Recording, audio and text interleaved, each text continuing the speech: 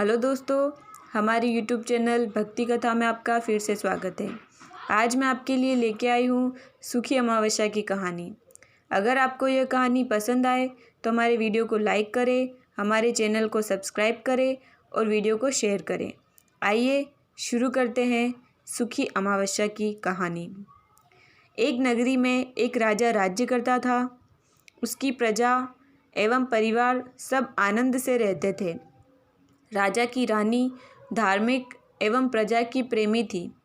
राजा के महल के सामने एक साहूकार की हवेली थी। राजा की रानी एवं सेठ की पत्नी में मित्रता थी। रानी सारी प्रजा से प्रेम रखती।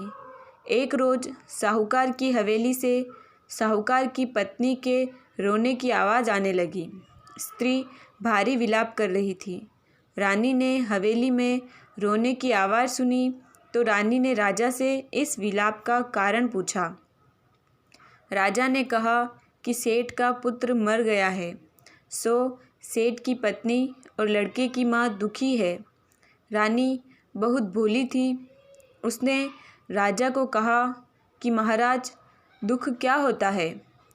राजा को समझ नहीं आया कि रानी को कैसे समझाए कि दुख क्या होता है। रानी वापस बोली, महाराज, दुख बताओ। जब राजा ने रानी से कहा, तुम अपने कुंवर को मार दो तो तुम्हें मालूम हो जाएगा कि दुख क्या होता है। महारानी ने अपने कुंवर को महल से नीचे गिरा दिया।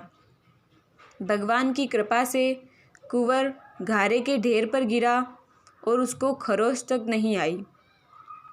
रानी अपने कुंवर को देखकर नीचे आ रही थी कि कुंवर को सामने से आते देखा।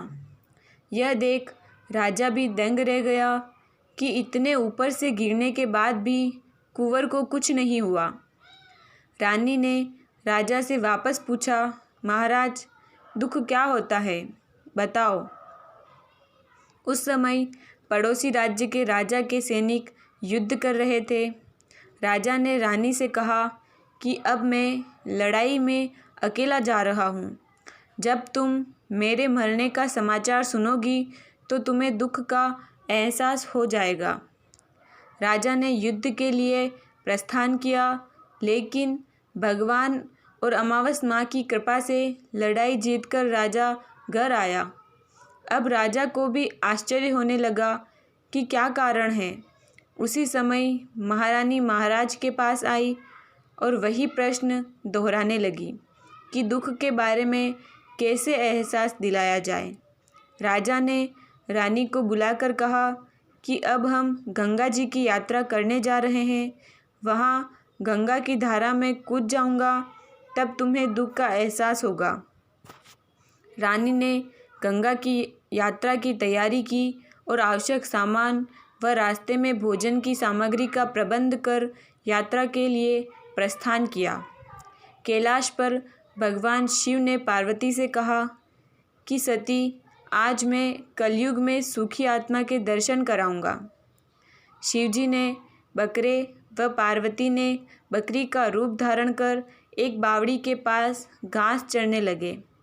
इतने में राजा रानी की सवारी आई। रानी ने सुंदर छाया और बावड़ी को देखा तो राजा ने कहा, हम यहीं थोड़ी देर जलपान व विश्राम करके आगे बढ़ेंगे। राजा रानी ने वहाँ जलपान किया। उसके बाद राजा पानी लेने के लिए बावड़ी में गया। उस समय बकरी का रूप धारण किया पार्वती ने बकरे का रूप धारण किए शिवजी से पूछा कि स्वामी, इस रानी को दुख देखा है, मगर इसे दुख क्यों नहीं मिलता है। रानी ने बकरी की मनुष्य की भाषा में बोलते देखा। उसे घोर से इसने सुख नाम की अमावस्या का व्रत किया था। इस जन्म में रानी बनी और सुख का आनंद ले रही है। सती, यह राजा गंगा में भी नहीं मरेगा। रानी ने उसकी बात सुनी। तभी राजा पानी लेकर आया तो रानी ने राजा को वह सारी घटना सुनाई और वापस अपनी नगरी को चले आए।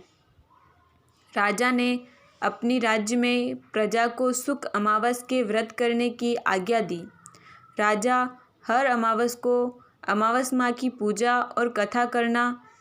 यह व्रत जिस दिन शुक्रवार को अमावस को उसी रोज से प्रारंभ करें। 21 अमावस तक व्रत करें। पहले 5 अमावस गेहूँ लाल कपड़ा दान करें, 5 अमावस मूंग, उसके बाद 5 अमावस चना, बाद में 5 अमावस मक्का और अंत में 21वें अमावस को चावल यह दान करें। दान में जैसा रंग अन्न का हो वैसा ही रंग का कपड़ा दक्षिणा दान करें। व्रत के रोज गाय को हरा चना को ब्राह्मण को भोजन या दक्षिणा देवे। जो मनुष्य श्रद्धापूर्वक व्रत करेगा अमावस माता और भगवान शिव की कृपा से दुख से मुक्ति प्राप्त करेगा। जय अमावस माता।